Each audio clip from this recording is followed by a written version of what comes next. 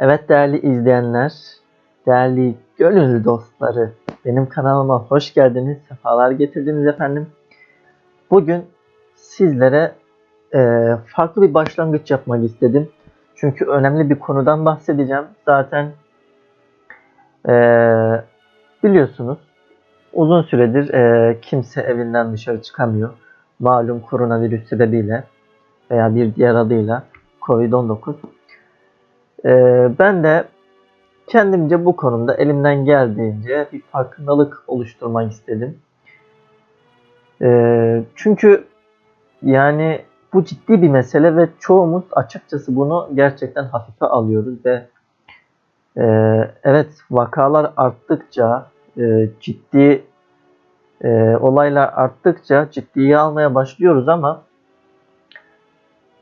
hatta bizim bu ülkeye girmeden önce bu olay, bu virüs bunun tedbirini alıp girmesine müsaade etmememiz lazımdı. Yani başımıza bir olaylar geldikçe ciddiye almak mantıklı gelmiyor bana.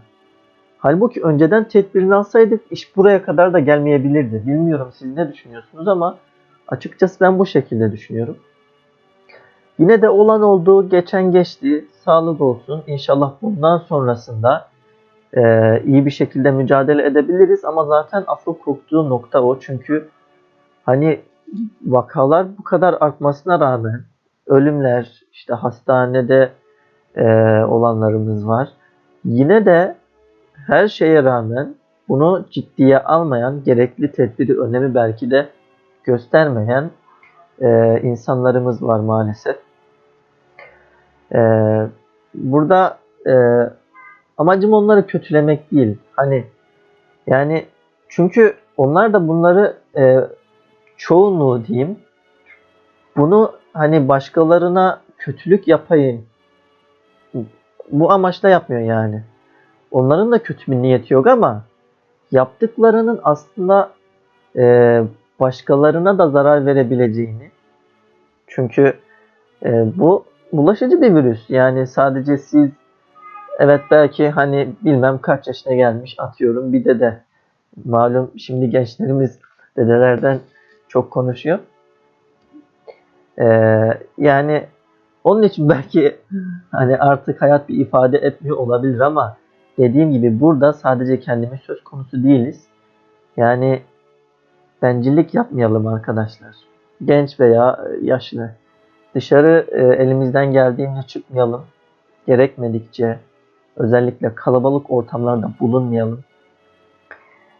Ee, dediğim gibi bu sadece bizi değil, bizimle birlikte çevremizdeki ve bulunduğumuz bölgedeki herkesi hatta çok daha fazlasını etkiliyor. Çünkü burada birisine bulaştı diyelim. O başkasına taşıyor, o başkasına ve bu oradan şehir dışına, şehir dışından yurt dışına böylece çoğu illerimizde, çoğu ülkelerde bu yaygınlaştı. Tedbirimizi alalım. İlla sokağa çıkma yasağının gelmesini beklemeyelim. İlla bazı şeylerin olmasını beklemeyelim. Kendimiz yapalım. Buna gönüllü olalım ya. Bakın açıkçası size göstermek istediğim gerçekten hani izleyenlerin artık bu işin ne kadar ciddi olduğunu anlayabileceğini düşündüğüm videolar var. O yüzden izlemenizi istiyorum. Sizin bunu ciddiyetini kavramanız adına ama e, telif problemi olur vesaire falan diye işte veya hak talebi olur diye yani gösteremiyorum. Şunu söyleyeyim. Sadece şunu söyleyeyim size. Bu arada umarım kurgudan da yapabilirsem montajdan sizlere Sağlık Bakanlığı'nın tavsiye ettiği, koronavirüsten korunmak amaçlı tavsiye ettiği 14 maddeyi de inşallah gösteriyor olacağım. Eğer montaj programından ayarlayabilirsem. Ve de hani 14 maddeyi biliyorsunuz. Benim yorumlarım değil, Sağlık Bakanlığı'nın kendi e, sitesinden ve resmi kanalından bulup not alarak hazırladığım ve yazdığım maddeler bunlar. Güvenebilirsiniz. Onun haricinde benim de yanlış sözlerim olabilir. Bildiğim kadarıyla sizlere bir iki bir şey söylemek istiyorum son olarak. Dediğim gibi arkadaşlar, kendiniz ve sevdikleriniz için önlem alın ve evde kalın. Bu ciddi bir iş. Sadece sizi değil, çevrenizi de etkileyebilecek bir iş. Evinize hiçbir şey sokmayın. Gerekmedikçe hiçbir şey almayın. Eğer evinize bir şey alacaksanız da onun tedbirini mutlaka alın. İşte bir poşetle bir şey geldiyse o poşetten hemen kurtulun. Bakın plastikler mikropları çok daha uzun süre üzerinde barındırıyorlarmış. Alın o gelen şeyi balkonda bir iki gün bekletin. Ne bileyim belli bir süre bekletin. Onun faydası varmış. Ama mümkün mertebe ne eve bir şey girsin ne de evden bir şey çıksın. Kimseyle hiçbir şekilde alışveriş yapmamaya çalışın. Özellikle akrabalar arasında. Bakın şu ben zaten bu yüzden özellikle bu videoyu yapmak istedim, yapma gereği duydum. Şu algıdan çıkmamız lazım artık. Yani ya işte ikram ettiler, ayıp olur. İşte şu oldu, ayıp olur. Hani üzülmesin, farklı hissetmesin. Arkadaşlar normal bir zamanda değiliz. Normal bir zamanda değiliz. Böyle düşünmekten vazgeçin. Ayıp olacak bir şey yok.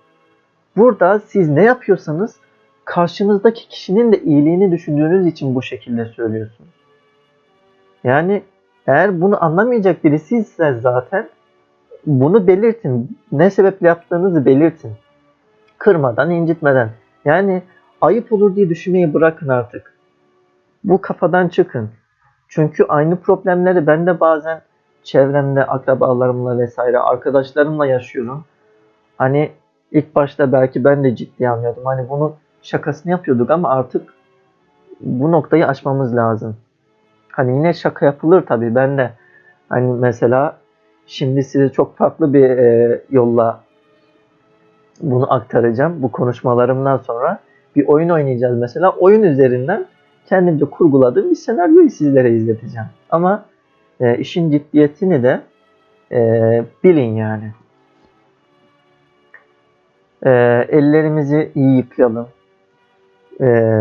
Belki görmüşsünüzdür. Hani nasıl daha iyi yıkayabileceğimiz konusunda önerilen tavsiyeler var.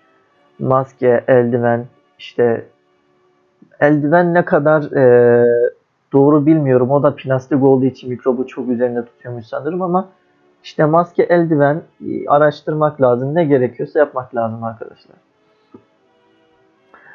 Ee, Başka diyeceğim bir şey var mı? Yani şimdilik aklıma gelenler bunlar. Dediğim gibi ne yapıyorsak bunu zaten en başta karşımızdaki kişiyi sevdiğimiz için yapıyoruz. Ayıp olacak bir durum söz konusu değil. Ha şunu da söyleyeyim sizlere. Ben mesela açık konuşmak gerekirse kendi çevremde böyle çok nasıl diyeyim size işte öpüp koklayan, sarılan böyle çok tabiri caizse sırnaşık bir insanım belki de yani. Ama şu zamanda bu huyuma son verdim. Bu zamanda biliyorsunuz 2 metre kuralımız var. O çizgiyi aşmıyoruz. Artık 1 metreyi de 2 metreye çıkardılar. Bu tavırlarımı tuhaf karşılayanlar da oluyor. Yani birbirimizi gülen yüzünü görelim yeter. Sevmek için illa dokunmak gerekmez. Konuşmak için, muhabbet etmek için dokunmak gerekmez. Uzaktan sevebiliriz birbirimizi.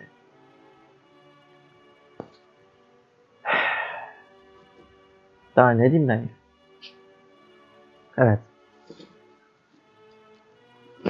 Bu arada söyleyip söylemememe noktasına biraz kararsızdım. Ama şöyle ufak bir spoiler vereyim.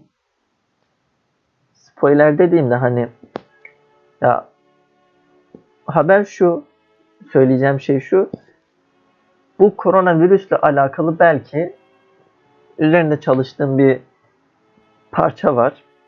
Eğer güzel bir parça ortaya çıkarabilirsem kendi imkanlarımla, belki de hatta klibini yapabilirsem YouTube'da yayınlamayı düşünüyorum. Onu da görürsünüz zaten yayınlandığı zaman, ama tabii ki kesin bir şey yok. Duruma göre öyle bir şey olduğunda zaten aboneyseniz haberiniz olur. Abone olursanız da tabii ki çok mutlu olurum. Evet, dediğim gibi ben normalde çok fazla böyle öpen, kucaklayan bu türde bir insanım kendi çevremde, ama bu zamanda tam tersine, bakın ayıp olur diye düşünmüyorum. Tam tersine onları sevdiğim için zaten onlardan uzak duruyorum. Bizde bir şey varsa onlara geçmesin, onlarda varsa bize geçmesin. Birbirimizi koruyalım, uzak duralım. Atıyorum şimdi e, akrabalarımla iç içeyim. Ben de bir rahatsız oldum. Belirtilerini gördüm. Gittim hastaneye. Atıyorum pozitif çıktığını öğrendim. Ne olacak şimdi? Benim ailemi incelemeye alacaklar. Peki diğer akrabalarım, onlar benden uzak durmadıysa ne olacak? Onlar da incelemeye alacaklar. Yani burada birbirimizden uzak duralım, koruyalım ki, önlemlerimizi alalım ki bir sıkıntı baş gösterdiği zaman, Allah korusun, olmasın. Ama diyelim ki oldu, bu daha geniş kapsamlı olmasın, daha fazla yayılmasın. Rahat olsun içimiz ya. Allah korusun bir yakınımızın başına iş geldi, pozitif çıktı, belki de öldü. Ne olacak? Onun vicdan azabıyla yaşayabilecek miyiz? Mesela ben bu zamana kadar dalgaya alıyordum, şaka yapıyordum, dokunu belliyordum. Şimdi dokundum, öldü. Benden geçmediği ne malum? Yani belki benden, e, belki ben sadece taşıyıcı konumundaydım. Beni etkilemedi ama onu etkiledi çünkü o yaşlı mesela.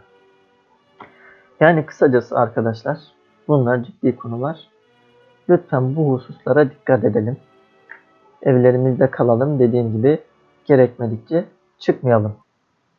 Kendiniz için ve sevdikleriniz için önlem alın ve siz de benimle birlikte evde kalın.